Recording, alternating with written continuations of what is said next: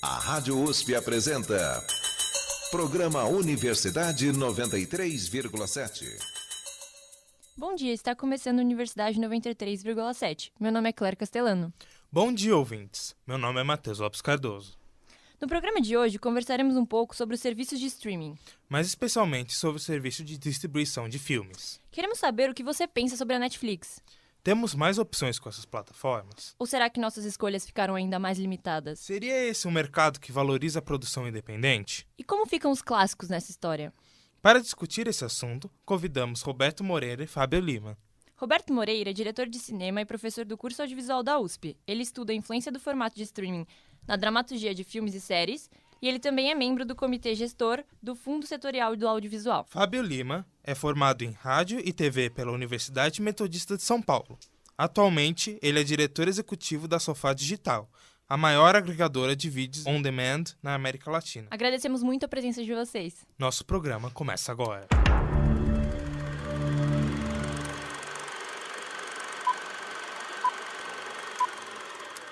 Vamos para a reportagem de Ana Arada e Pedro Graminha. Para explicar um pouco sobre como os serviços de streaming funcionam. E qual o papel dos algoritmos na distribuição digital?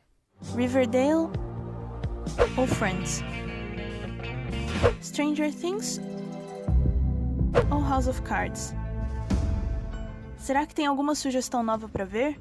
Toda vez que abrimos a página inicial de qualquer plataforma de streaming, somos apresentados com uma infinidade de escolhas, certo? De certa forma, sim, mas por outro lado, absolutamente não. Existe algo por trás daquela homepage que, quase como um fantasma, decide por nós antes mesmo de clicarmos em qualquer coisa. Algoritmos nada mais são do que uma série de procedimentos padrão que, se forem seguidos, levarão a um resultado específico. O que isso tem a ver com as plataformas de streaming, você se pergunta? Tudo. Acontece que os algoritmos são formas muito úteis de dizer a computadores o que fazer. São eles as diretrizes dos sistemas e sites que estão por aí, como o Google, o Facebook e, pasmem, as plataformas de streaming. Por meio deles é que todos os dados que deixamos em nossa navegação são processados e transformados em informação. Seja que você é um estudante universitário, porque curte a página da graduação da depressão, ou que você é um fã dos anos 80, porque assiste Ghostbusters e Stranger Things. A partir desse perfil de usuário, as plataformas têm controle sobre quais são os conteúdos que estamos mais dispostos a gostar e assistir.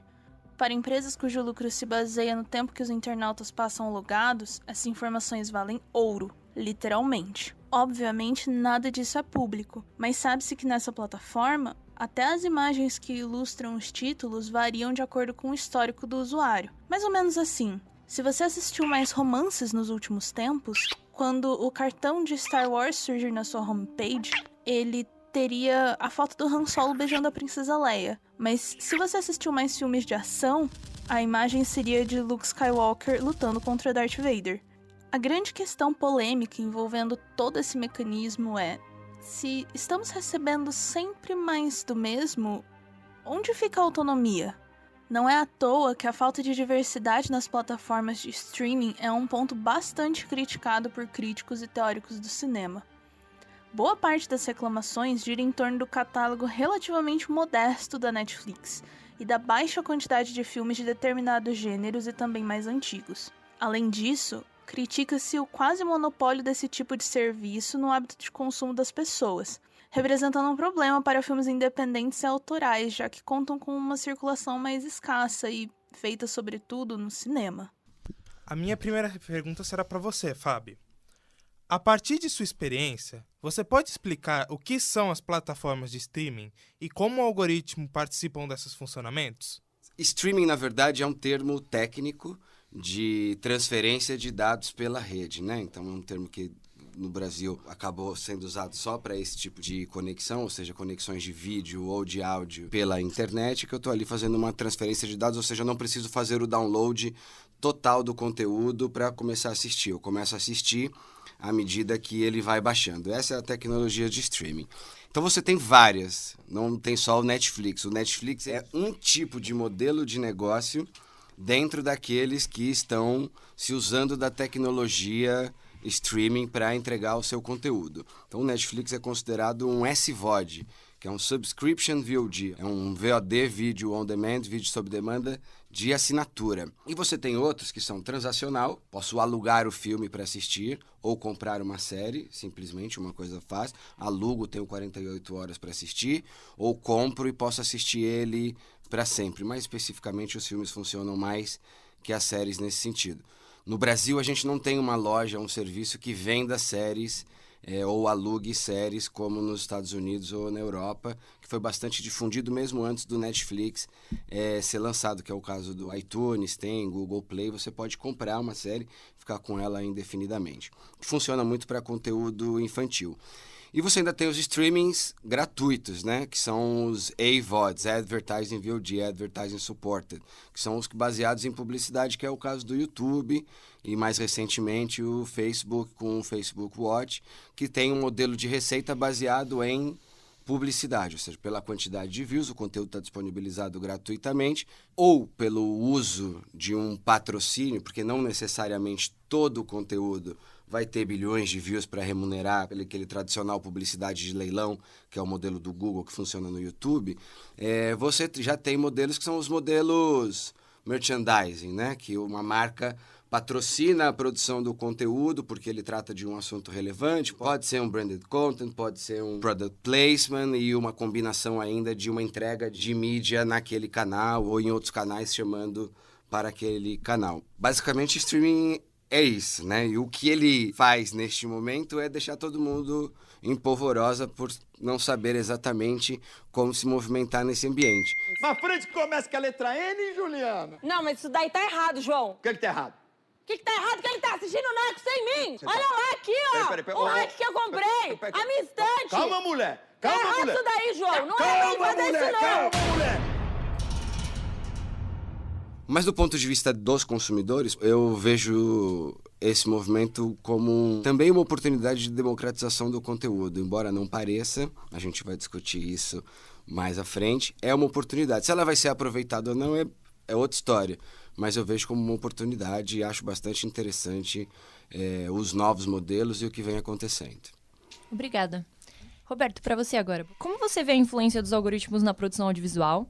E o conteúdo produzido para streaming também pode ser chamado de cinema? Começar pela segunda questão. Cinema é tudo, né? Cinema começou lá antes até do Lumière e continua depois das tecnologias eletrônicas. Então eu acho que não dá para a gente fazer essa distinção. O impacto é muito grande porque eu acho que a gente tem que pensar o que mudou no consumo. Hoje quem vê audiovisual tem acesso a um volume de conteúdo inimaginável. Para a geração de vocês é impensável como a gente vivia, os cinéfilos, há 30 anos atrás, correndo, porque ia passar um filme do Eisenstein, no Cineclube, era a única oportunidade para assistir, nunca mais ia vir, aquela coisa. Hoje em dia você tem acesso a praticamente toda a produção audiovisual, ou através do YouTube, ou através da Netflix. Então, assim, a gente tem um excesso de oferta de conteúdo. O que acontece com o consumidor na hora que ele tem essa pluralidade de opções, né? A gente pensaria, aí, há uns anos atrás, o Chris Anderson escreveu um livro que ficou famoso, que é sobre a cauda longa, que ia ter uma multiplicidade de nichos. E o que a gente vê é que acontece o contrário, concentra. Então, por exemplo, sei lá, 0,001% das músicas disponibilizadas viram sucesso, né? No caso do audiovisual, também é super concentrado. São poucos filmes que viram sucesso. Então, eu acho assim, o que a gente está vivendo é um momento hipercompetitivo. Isso exige do produtor uma resposta à altura. Quer dizer, é muito difícil você entrar, encontrar o seu caminho. A gente olha e fala assim, nossa, o Whindersson está fazendo sucesso, tem milhões de seguidores. Mas para um Whindersson, quantos não caíram no meio do caminho, né? Porra, piauiense, hein, cara? Comedor de cuscuz, come cuscuz, né? Só cuscuz. Só tem cuscuz lá. Cuscuz de manhã, cuscuz meio-dia, cuscuz de noite. Tô assistindo filmezinho de madrugada, cuscuz. Cuscuz com recheio de cuscuz. Cuscuz com salada de cuscuz, ao molho de cuscuz. Eu nasci quando eu era pequeno, era mamadeira de cuscuz. Não é isso que o povo pensa? Não, a gente come tudo, mas eu como cuscuz porque eu gosto. Então eu acho que é uma coisa paradoxal que a gente tem, que é uma oferta grande, uma democratização do acesso, mas ao mesmo tempo uma concentração grande. Não é porque o meio concentra, é porque o público concentra. O público também, ele gosta de partilhar experiências. Então, tem estatística que mostra que se junta 4 pessoas em volta e uma diz que não gostou de um programa, derruba a decisão de consumo de todo o resto, entende? Basta uma dizer não, entende? No final, quem escolhe é o consumidor. O algoritmo é uma ferramenta que ajuda o consumidor a encontrar o que ele quer. Ele não tem essa capacidade de manipulação. O Flávio pode me corrigir, mas eu acho que não tem. Aí eu acho que tem uma frase do Murdoch que eu acho muito interessante, porque, enfim, dono da News Corporation, às tantas ele falou, no passado era fácil você fazer um sucesso, porque eram 3 emissoras de televisão, você escolhia o que ia ser sucesso. Hoje em dia ninguém controla mais a conversa, entende? E aí como é que faz? Eu acho que esse é o grande desafio. Como é que a gente consegue produzir conteúdo capaz de agregar, capaz de interessar as pessoas e, ao mesmo tempo, como você consegue se remunerar nesse processo, né? Acho que esse é o ponto mais importante. A gente produzia poucos sucessos, né? Quando tinha uma TV linear e pouca opção, e o fluxo de investimento também era bastante concentrado ali. Quando a gente torna, na verdade, o conteúdo audiovisual abundante, né, não dependente da distribuição linear, a questão é justamente como é que esse dinheiro ele vai ocupar ali meio como água todos os lugares para que ele possa, de alguma maneira, sustentar uma produção ou novos produtos. Eu vou fazer uma conexão com a cauda longa porque você citou sobre isso, e uma das forças que é citada no livro é justamente o do barateamento da produção.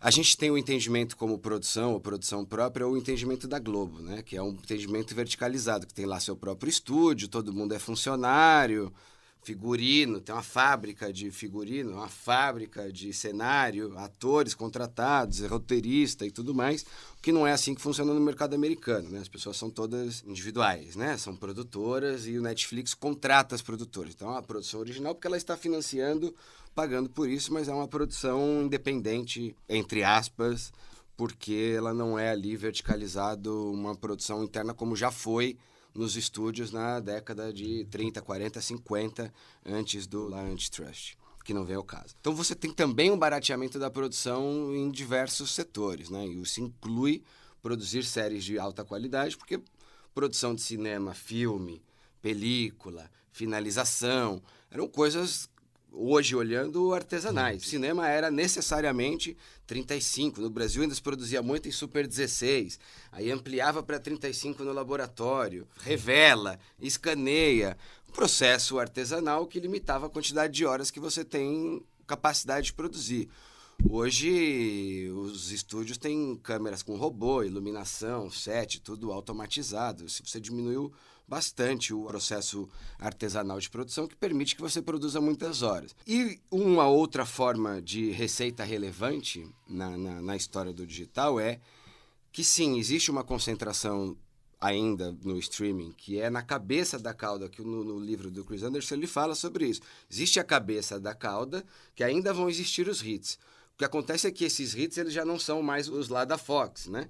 Eles já estão distribuídos entre Netflix, HBO, Hulu, Cinema, YouTube, Spotify, e eles são muito efêmeros ali também, né? Rapidamente eles vão lá para a cauda e descem e se misturam com tudo que já nasceu só para o nicho, mas tudo que é passado que está lá disponível também. Mas ele gera alguma receita. Ela ainda é residual, mas ele gera receita. Porque o que o digital permite, o streaming permite, independente de ser Netflix ou não, e aí eu diria que o mais importante não é necessariamente a colocação que a gente tem no mercado em que você produz, no nosso caso no Brasil no mercado nacional, ou do argentino no mercado argentino, mas é como é que eu consigo falar com o público interessado neste conteúdo, independente dessa barreira territorial. Porque aí o meu público ele é maior, que é o que a música consegue fazer e o que o audiovisual não consegue ainda. Né? E aí a gente tem, naturalmente, tecnologias que estão já vindo, que é legendagem com inteligência artificial, dublagem com inteligência artificial, ainda que não seja uma dublagem 5.1 maravilhosa ou coisas do tipo, mas você tem mercados que a dublagem, por exemplo, que é o caso da Rússia, a dublagem é um voice-over, até hoje. Fica o original embaixo e fica ou um homem ou uma mulher, cada um, o masculino e o feminino, fazendo as vozes. Сейчас же поставь стакан. Прошу прощения, Уилли. Ты еще хочешь сказать, что с моим аппаратом что-то не так? Что ты говоришь? Прошу прощения, с вашим аппаратом? Уилли, с хуем моим. Então, esse tipo de dublagem e inteligência artificial, ela já acontece. Então, depende do conteúdo. Óbvio, se eu tiver produzido um conteúdo premium para concorrer com Game of Thrones ou House of Cards, não dá para fazer uma dublagem dessa. Mas se eu estiver fazendo um documentário sobre um assunto X que interesse pessoas do Brasil ou da Rússia ou etc., é possível você preparar esse arquivo para que ele seja consumido em qualquer lugar do mundo.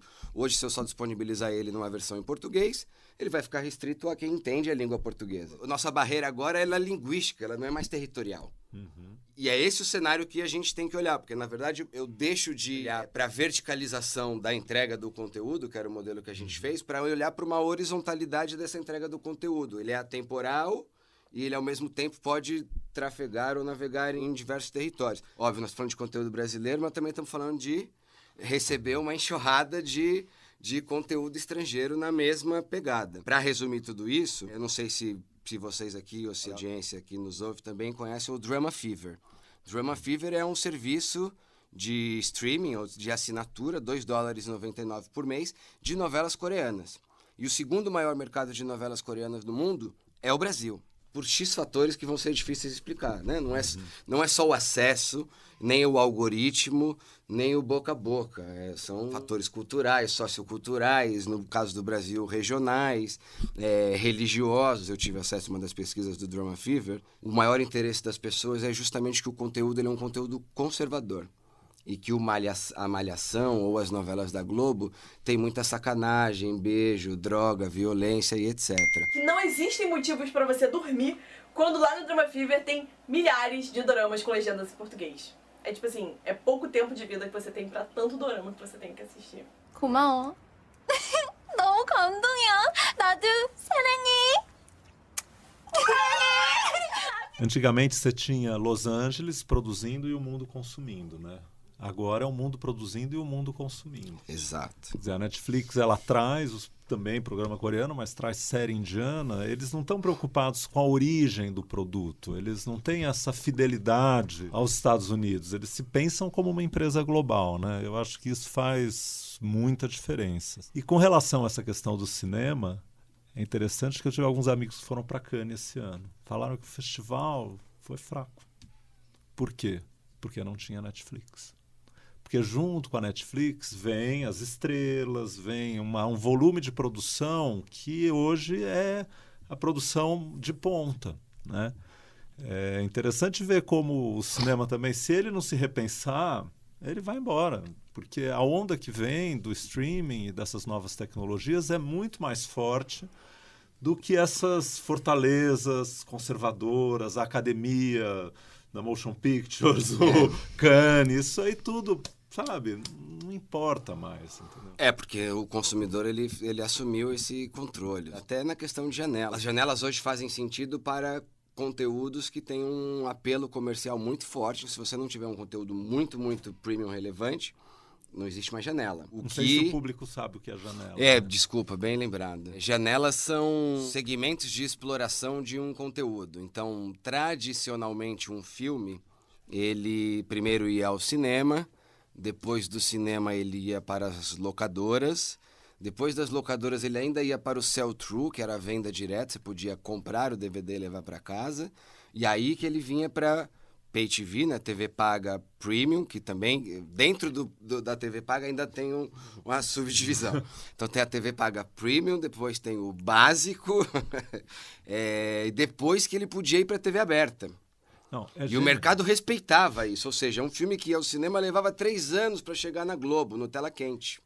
Não, gente, isso, assim, é absolutamente genial, né? Porque é o mesmo produto que você vende e vai rentabilizando sucessivamente até esgotar. Quer dizer, uma coisa que os estúdios, já lá nos anos 10, inventaram na hora que dividiram o mercado em zonas. Eles faziam a mesma coisa. Passava primeiro no centro, depois passava na periferia, depois ia para o interior. Quer dizer, aí na hora que vem o streaming, realmente, o modelo de negócio muda. E eu entendo a Netflix, a recusa dela em ceder, porque a Amazon permite que os filmes sejam projetados antes de irem para o serviço de streaming. A Netflix bate o pé que não, né?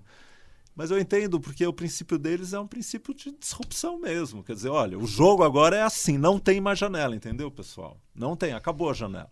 Eles batem em pé mesmo. Né? Existe uma Katzenberg, que é sócio da DreamWorks, né? Sócio com Spielberg, um dos maiores gênios de animação de Hollywood.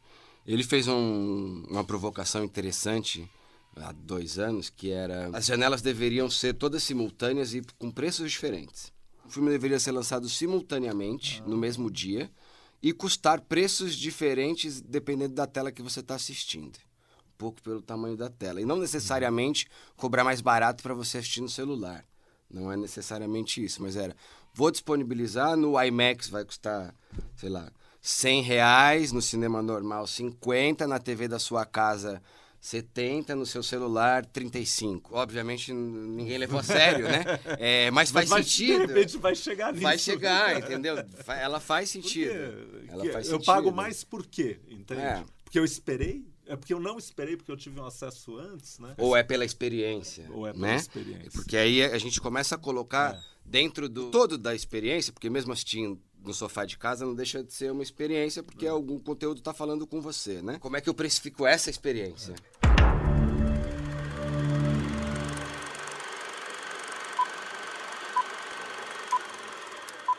Vamos para o segundo bloco do programa. Ouviremos a opinião do público sobre o consumo de filmes em diferentes meios. Nosso repórter Gustavo Drulis foi à porta de 2 cinemas de rua na Avenida Paulista. Para escutar o que essas pessoas acham do Netflix e das suas ofertas de filmes. Confira. Eu assisto muita coisa pela internet, mas eu sou cinéfilo, eu vou ao cinema com frequência. Se eu assinar, talvez o custo-benefício não vai ser tão bom. Eu acho que essa é a verdade.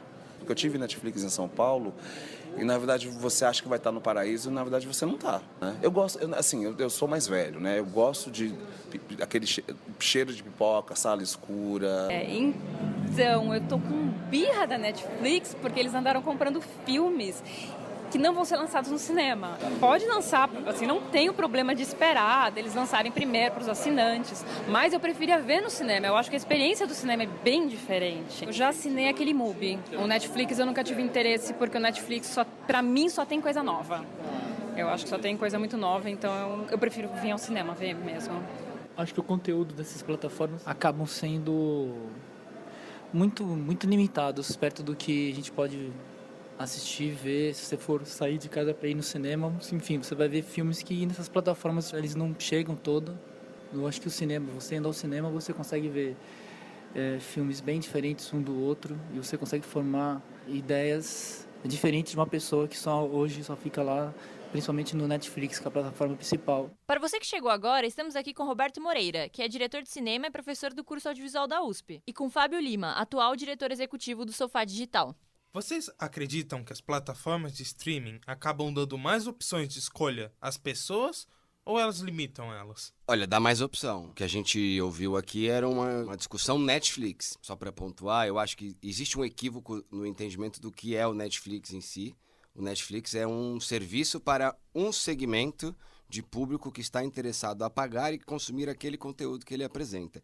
Ele não é um catálogo mundial de conteúdos. Existe uma confusão entre o YouTube, que tem tudo, mas tudo é pirata, e é um pouco culpa dos jornalistas aqui também, na hora que o Netflix vieram, que entenderam mal ou que tinham a mesma ansiedade, que era, ok, agora temos o YouTube pago, que não é mais pirata, e aqui vamos ter tudo, e não vamos ter tudo. Ele não é diferente da HBO. Ele é um serviço de conteúdo premium, com um segmento claro de mercado e mudando bastante ou se afinando bastante, porque ele está ali recebendo feedback dos usuários o tempo todo. Ele é uma TV paga, só que usando tecnologia de streaming pela internet para entregar o seu conteúdo. Existe um baixo nível de educação sobre o que são esses serviços como um todo, porque também não tem concorrência.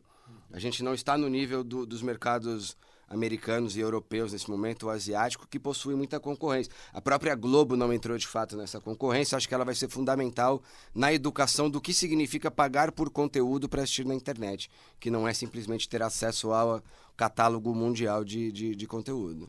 E tem uma coisa que, se você cavar, você vai encontrar coisa interessante na Netflix, do mesmo jeito na Amazon, entende? Eu acho que a gente não tem aqui, por exemplo, nos Estados Unidos tem um serviço chamado Filmstruck, que é inacreditável. Tem cinema de arte inteiro lá, todos os filmes do Kurosawa, todos os filmes do Bergman, enfim. É o paraíso do cinéfilo. Uma hora um serviço equivalente vai existir no Brasil também. Mas é isso, são segmentos diferentes de mercado. E o público, em geral, não necessariamente está procurando um filme clássico da Cinemateca. Pelo contrário, o que a Netflix percebeu, e eles foram diminuindo o volume de títulos antigos e eles estão concentrando em produção dos últimos 5 anos. Porque é isso que o público, em geral, que eles querem uma base grande, está procurando, né? Agora, esses movimentos todos, e aí eu não posso deixar passar e fazer uma autopropaganda. E há um ano, a Sofá Digital lançou um serviço chamado Filmelier, que se escreve como sommelier mesmo. Filmelier é um sommelier de filmes. E lá a gente tem uma curadoria de filmes, de bons filmes, de muitos filmes, né? Tem milhares de filmes, com um catálogo bom de filmes que não estão ali para você assistir ali. Ele é um serviço de curadoria e recomendação com o link das plataformas. Então eu tenho lá os melhores filmes do Netflix, como tem melhores filmes do cinema X, os melhores filmes de Cannes desse ano, do ano passado, melhores filmes do mundo. Encontra. E onde você encontra. Ele pode estar no Netflix, ele pode estar na Amazon, ele pode estar para alocação apenas, que é o que na maioria dos casos acontece. Ontem eu li uma matéria muito boa, um pesquisador, um jornalista de dados, de mídia e tecnologia nos Estados Unidos foi lá olhar quantos filmes estão disponíveis nas plataformas de streaming nos Estados Unidos. E aí ele pegou uma lógica que era os 100 filmes de maior bilheteria de cada ano e os 100 filmes de melhor crítica de cada ano, o que dariam 200 por ano. Pegou os últimos 20 anos, dariam 4.000 filmes, e ele analisou a disponibilidade desses 4.000 filmes nos catálogos. Em todos os serviços de locação, iTunes, Google Play, Amazon, Vudu, Xfinity, que é da Comcast, mais de 90% desses filmes estavam disponíveis. Nos serviços de assinatura, Netflix, Amazon também, Pandora, existe vários no mercado Hulu, no mercado americano. A soma de todos eles combinados dava menos de 50% desses títulos, sendo que o que tinha mais tinha 18%, que era o Netflix. Porque nestes serviços pressupõe-se que existe exclusividade. Então, se o filme está no Netflix, ele não está na Amazon, não está no Hulu. Então, para eu ter acesso a metade do catálogo de cinema no mercado americano via assinatura, eu teria que assinar 9 serviços, sendo que quase a totalidade dos conteúdos estão disponíveis para alugar ou para vender e nas outras plataformas. Porque na prática, para filme, para o cinema, né, o futuro dele não é em serviços de assinatura, porque ele não ajuda a fazer o processo de fidelização do assinante. Porque são 2 horas. Eu tomo um tempo para escolher um filme e eu assisto um conteúdo de 2 horas. Sendo que uma série, depois que alguém numa rodinha de amigos faz um boca a boca e ninguém disse não, eu tenho 10 horas para consumir uma série. São 10 horas que eu não preciso me preocupar no que eu vou assistir. Então ele faz valer uma única série, eventualmente no mês, faz valer a sua assinatura. Ao mesmo tempo que filmes não trazem esse mesmo watching time, é o termo técnico de todas as plataformas, ele não traz um watch time relevante e ele não ajuda na retenção do assinante, na fidelização do assinante. Então a gente vai começar a ver mais e mais daqui para frente, porque isso está acontecendo, os filmes não ficarem disponíveis mais em Netflix e Amazon, ficarem apenas séries, que é um pouco o modelo, é por isso que novela sempre fez mais sentido do que filme, e os filmes ficarem todos num modelo locação e compra. Modéstia à parte, até porque isso é a maior parte do trabalho que eu faço. O melhor conteúdo disponível para você assistir hoje na sua casa, ele está para locação, ele não está em assinatura. Se você gostou do programa, nós separamos um trechinho da conversa no site usp.br/cje/radiojornalismo. Lá, nossos convidados discutirão sobre a oferta de streaming no futuro. A segunda parte do debate, Netflix é cinema? Você ouve semana que vem. O programa de hoje teve a apresentação de Cléia Castellano e Matheus Lopes. As reportagens de Ana Aires, Ana Arada, Gustavo Drulis e Pedro Graminha. Os arquivos que você ouviu foram de efeitos sonoros, filmes, séries, materiais promocionais e foram retirados do YouTube e de bibliotecas de sons gratuitos. Os arquivos foram utilizados somente para fins didáticos. A Rádio USP apresentou Programa Universidade 93,7.